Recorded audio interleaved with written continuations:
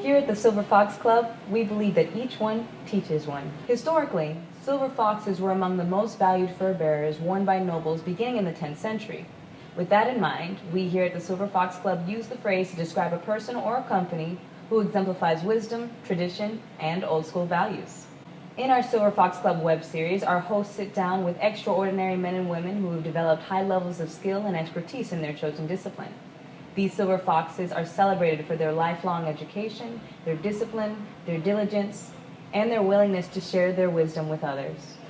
We hope you enjoy the series, and if you have any suggestions or if you wish to nominate a silver fox, please feel free to contact us at info@silverfoxclub.org.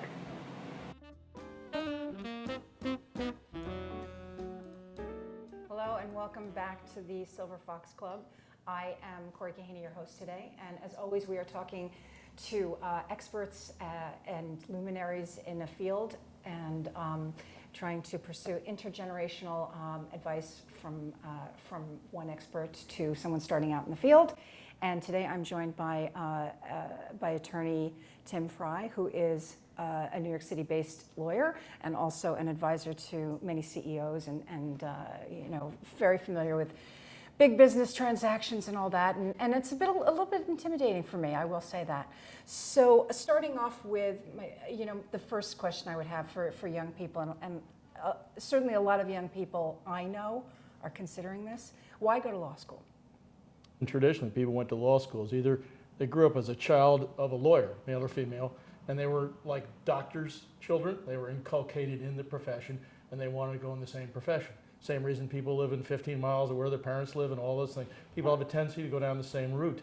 More than 40% of the kids, just out of college, they were children of the same profession they were going into.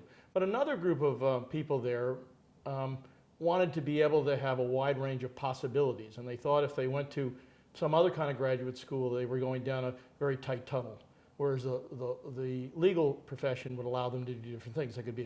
They could be an advisor in corporate world. They could be a legal aid lawyer. They could go be a politician. It enabled them to do a number of things. And in fact, a lot of CEOs are ex-lawyers in a lot of business, particularly entertainment business. So they thought they had a wider range and they didn't have to make decisions. And for many of them, the non-family ones, the ones that weren't going down the family track, they were going into the possibility. Now that's the people at the more elite law schools. Does the school matter? Which school you go to? Yeah, absolutely. The trouble with lawyers are very heavy-shoed. They wear heavy shoes and they plod along, and they have a tendency to believe in stare decisis, which means looking back for cases 50, 60, 20 years ago, they think are relevant to deciding a case now. So they have a tendency to think that where you went to law school is very important. I think a very telling thing is that when Supreme Court justices die normally, in their obituary, very quickly, is where they went to law school and whether they were a Supreme Court clerk. Those credentials, which would be seemingly irrelevant 50 years before they die, are put right up front. So the legal profession very much looks backwards rather than forwards as a general tradition. And so it does matter where you go to law school, and there's a lot of data on that. Well, I'm going to jump in with something that you just inspired me. So your advice to young people would be to really be conscious of front-loading your career. You mentioned that to me earlier. Can you talk a little bit about that? It's absolutely essential. I mean, you want to credentialize as much as you can, as early as you can. I just had I advised somebody recently, a son of a friend, and he was a musician who was a terrific studio musician and found it was a livable exercise as a career, but he wasn't going to go anywhere and he really wanted to go and do something else, so he decided to become a lawyer. So his father sent him to me to ask him. I said, the first thing you're going to do is go to the best law school you can. Best law school he can, he couldn't get much money from, but he did get a full ride from the state law school. So I said, if you're going to go to the state law school, because it's not ranked in the top 10, top 20, or top 30 in the country, then you better get a specialty. So he went and got a specialty in oil and gas. He turned that specialty in oil and gas into an international lawyer, and he was recently a clerk on the Israeli Supreme Court, and he wrote a good paper on the dispute between China and India and the South China Sea. And so he is now on his way to becoming an international lawyer because he specialized at LSU, and that's something they were really good at. But the way he got to be really good at that is he made the law review, He made the top 10 of his class the first year. And he was having a baby. Wait a minute. So are you saying that if you don't go to the best law school, you better be incredibly driven and incredibly hyper-focused? Whereas if you go to, say, Yale Law School, you just have to really show up for work every day. Kind of, yeah. That's true. That's true. horrible. No, it's really true. Yeah. And if you look at the major law firms, which have stayed the same. Now, my law firm, Cravath, Swaine & Moore, has been in the top 5 law firms the last 50 years in the country. Right. The law schools, Yale Law School has been the #1 law school since 1990 in U.S. News and World Report.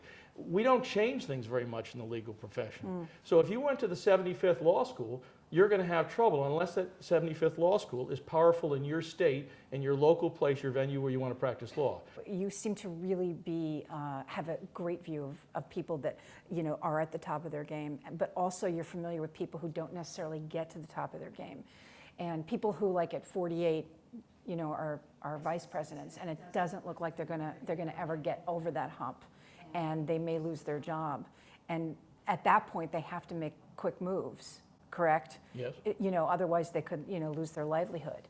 They get used to a certain level of lifestyle, and that's not going to happen anymore. So, are there signs that people miss that the gravy train may be drying up? Well, what I've found, a significant part of my practice, about 20%, is advising executives, not lawyers, but executives from companies. And when they lose their job is normally the sign, but most of them at age 47 or 48 think it's going to continue just like it was before, and they'll find another job just like that. And the sorry speech I have to give them, based on a lot of people I've counseled, hundreds of executives, is that they're not going to find another job at age 48, because this is an ageist society. And even though there's a law, national law against ageism, the fact is it's true. So you're not going to get it. So you have to decide very quickly, if you lost your job and you're 48 years old and you have a family and an expensive house and everything with a big mortgage, you've got to start to downsize very quickly so you can be more nimble and be more of an entrepreneur. Unfortunately, most people who are with big organizations are not entrepreneurs. And that's a hard learning thing at 48 years old. But the real fact is they're going to have to figure out a new way to accommodate and keep going another 20 years. And I'm now 69 years old, and so everybody, you can have a long lifespan now, which people didn't used to. So at 48, they got a long time to go, and they better figure it out. Would you describe yourself as nimble? Because you're from your resume, that would be the first word that would come to mind. I guess I am. Yeah. I am jack of all, master of none. Right. If you have a house and you want to have your house repaired, you hire me. I'm a general contractor, and I can't fix your kitchen well, but I'll find somebody that can. So that, let's say somebody comes to me who values my advice, I won't handle the divorce, but oftentimes they ask me to stay in the divorce matter because they value my advice about their lawyer and the advice they're getting. So they're looking for me for just advice as opposed to specialty advice. So you're a consigliere. I don't know if that's the right term. What is that? I'm Irish rather than Italian. But, what does that pay these days, consigliere? I've never seen that as a help wanted ad. It's one of those careers that you sort of create as you go along. Well, lots of people create that out of very large law firms too. There's any number of famous lawyers in Washington, D.C. who become the chief lawyer in Washington, D.C. and give advice on everything in Washington, D.C. And you'll find that in businesses. The senior partner of many of the big firms will become somebody all the people in business come to for that particular area, not just in a specialty, but for general advice. All right. So keeping that in mind, if you were looking at, say, a group of 25-year-olds, 22-year-olds, what advice would you give them, with the economy the way it is and with the constantly changing technologies that are happening? What is good advice on starting out your career? Well, first, I wouldn't borrow $200,000 and some odd to go to law school. I had a nephew that did that. He's really smart. He did very well in law school. He got a very good job, and it took him 7.1 years to pay back his loan. Wow. He was indentured servant for 7.1 years. That's amazing. He had a big party at the date where he passed paying back his law school loans and his college loans. So I wouldn't take on a big loan.